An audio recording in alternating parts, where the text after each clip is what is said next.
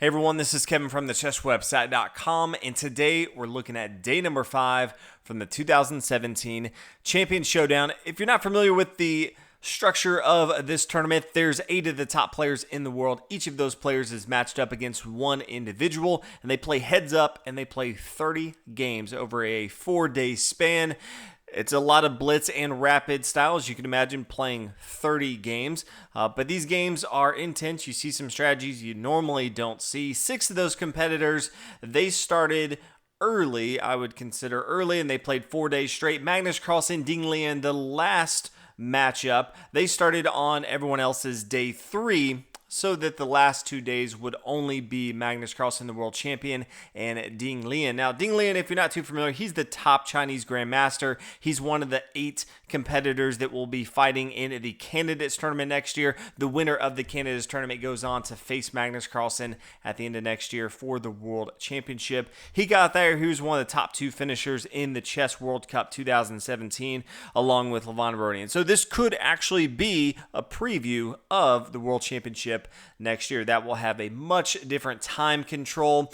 In this format today, we're on the 10-minute blitz portion, and we're going to be playing 8 games today between Magnus Carlsen and Liren. Now, the first 2 days that they played, Magnus Carlsen kind of had his way with Liren. He went up a game in day number 1. They only played 4 games, and then yesterday he went up 3 games. Now, today in day number 3 for these competitors, day 5 for the entire tournament, Liren won game 1 with the black pieces, and he's playing with the white pieces in game number 2, looking to come back and really let his opponent know that he is one of the top chess players in the world. So Liren starts out with pawn to f3, pawn at d5, pawn g3, pawn g6, bishop g2, fianchettoing on the king side of the board, bishop g7, pawn d4, and then after pawn c6, castle on the king side, knight to f6. So this is sort of a fianchetto Grunfeld defense. We see the Grunfeld defense quite often, especially for Magnus Carlsen, but we usually don't see it with whites playing fianchetto on the king side. Not a normal setup. You know, we used to see this from Karpov back in the day. Kasparov, he played pretty much every opening, so he had some great success with this, but just not something we see that often. But as we've seen so far in the Champion Showdown, we're seeing all sorts of openings, trying to catch their opponent off guard. You only have 10 minutes, so any small advantage that you can use, you're pretty much bringing it out right now. White continues with pawn to b3, castle on the king side, bishop to b2. So fianchetto both sides of the board. Also something we don't see too often, maybe trying to confuse Magnus Carlsen. Magnus is going to continue with normal development, bishop to f5, sort of that Slav defense where he can play pawn to e6, solidifies pawn chain, but he does have his light toward bishop outside his pawn chain already. Pawn up to c4, threatening on the queen side of the board, a knight to d7, defending this square here on f6. Also, if he wants to bring it to b6, fairly common, start to attack the queen side of the board as well. Pawn to e3, and then knight down here to e4. So a couple options. Kind of expected him just to play this pawn to e6 to solidify pawn chain, but decides instead, hey, there's nothing really stopping my knight right here. Many times the knight will already be here on d2. White might already have his queen c2 as well. He doesn't really have those threats, so he decides, hey, it's a good opportunity to go ahead and play knight to e4 in the center of the board. Knight comes back d2, says, yeah, let's go and exchange if you want to. Knight to f6, defending this, really likes this square, so says, hey, let's go and exchange if you want to. Knight takes, bishop retakes, because he's fine. If in this particular spot Liren wants to recapture, it's going to be a lot tougher for white to kick off this knight here, can apply a lot of pressure to his opponent. So in here, we don't see Liren exchange. He decides to instead play bishop here to h3. And now queen to b6. Not too much he can do on the king side of the board. Recognizes that the queen side's probably the place that he wants to go to.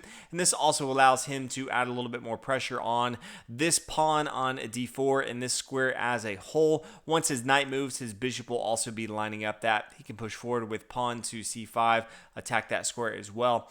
Pawn to f3, forcing the bishop to move. Can't really gum back here to f5. It's definitely not going to take here. So really just has to end up exchanging on b1 after the rook recaptures pawn e6, solidifying the pawn chain. So Ding Liren does have the bishop pair. But bishops usually tend to do well on a open board state, meaning there's not a lot of pawns in the center of the board. So all things considered, I'd say it's pretty much even. There's not a lot of king safety for White's perspective. His pawns are pushed a little bit forward, but he does have a solid base right here. It's going to be tough for Magnus Carlsen to really break through. Magnus Carlsen also has a good pawn structure. Neither side really has an initiative. Really just comes down to time control. Is anyone going to make a mistake or try to find a small advantage to push through on their opponent? Ding Liren plays queen to d3, just centralizing. Rook e8, getting involved into the board. Pawn c5 pushes forward, gains space from White. Queen back to c7. Pawn e4, starting to push in the center of the board. Pawn b6, attacking on the queen side. Both sides recognizing what they need to do. White needs to continue to push forward, choke his opponent from moves. And from Black's perspective, Magnus really needs to just blow up the queen side of the board.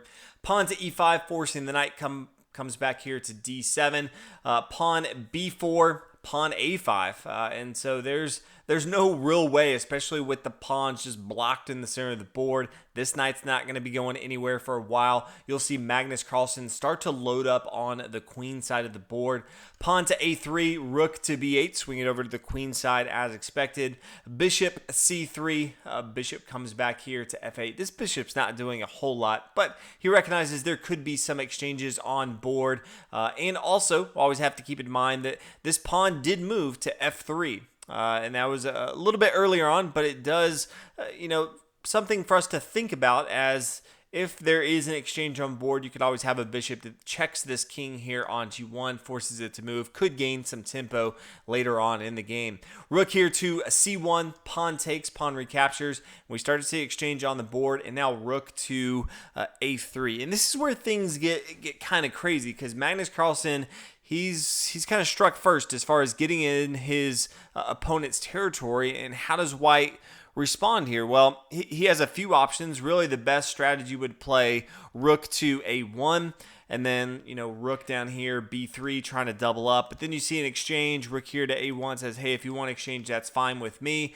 Now the board's starting to open up a little bit, but he has the bishop pair. All in all, I think this is going to be a good board state for White.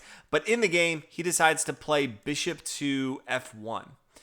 And, as you kind of look at this, it doesn't look too bad, but Magnus Carlsen actually sees what we talked about just a minute ago, and that is he can give up his knight here on c5. And after the pawn recaptures, bishop recaptures, bishop takes c5 check. Now he has two passed pawns in the center of the board. He did give up his knight, but he has a huge attack after this. King to h1, and now he pushes forward. Pawn d4, forcing the bishop to move. There's an in-between move. Sometimes you always look for ways to have an in-between move that your opponent has to respond to. This is check after that, so queen to b8.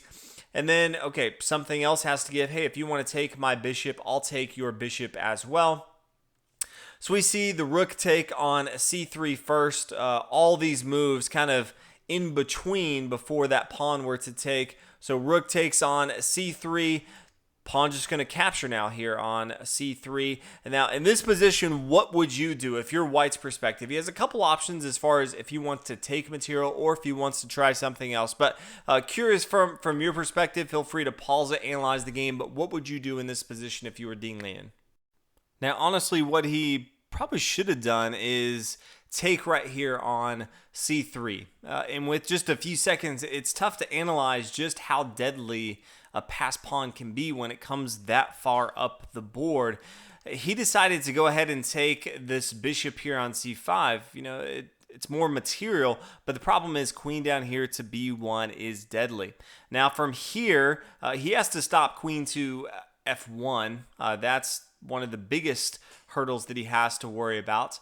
But he also has to worry about the pawn coming down here to c2, and it doesn't really matter how he stops this. If he plays queen to c4, stopping this bishop here on f1, okay, well then just pawn to c2. He also just can't take this material here because that's going to be checkmate. That's the worst case scenario. He also can't play queen to g1 because just that continued push down here, pawn to c2. In the game, he played king to g2. None of it really matters. Pawn to c2, and then queen up here to d6.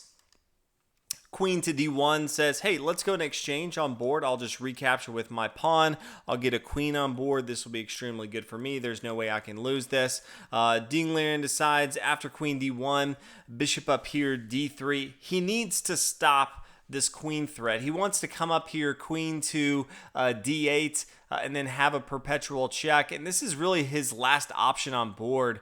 Then we see queen to d2, check, forcing the king to move, king to h3, and then queen to h6. And in this position, there was a resignation. If you look at it, and this is sometimes tough, people get ahead of themselves and they see, well, queen to h6. He still has a lot of moves. He could play king to g4. He could come back here to g2. So I'm just going to go ahead and get material. I'll play pawn down here to c1.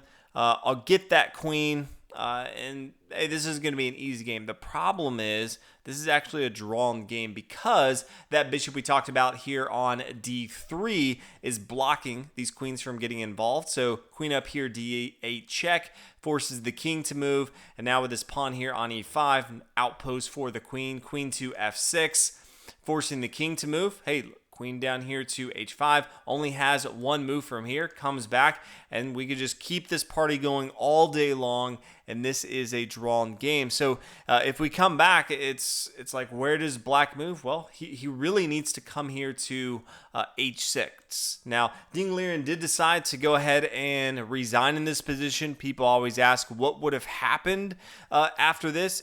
Let's say he tried the king to g4. Okay, pawn down here, f5. There's two ways to capture. One move would just be with en passant. The pawn takes right here. Then queen to h5, check. And then queen down here, c1, check, getting a queen. This is all going to be bad. We're eventually going to end up with checkmates. If he didn't do that, let's say instead of taking with his pawn with en passant, maybe try something different. Maybe bishop takes here on f5. Okay, well, that's going to be checkmate right here. That's one option. If he also, from queen to h6, decided, let's come back here to g2, then queen down here to c1, does not have to worry about that perpetual check that we talked about, because let's say queen up here to d8, now he can just stop it with queen to f8. And then maybe queen down here to d4. How does black continue?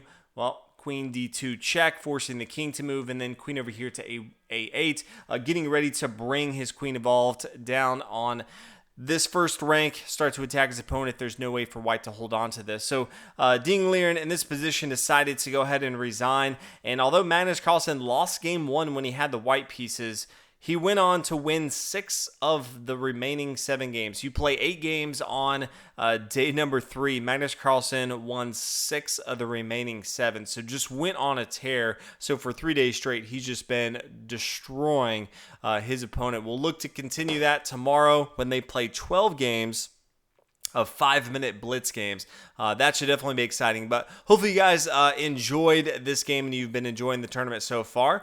But thanks for watching. I'll see you guys in the next video.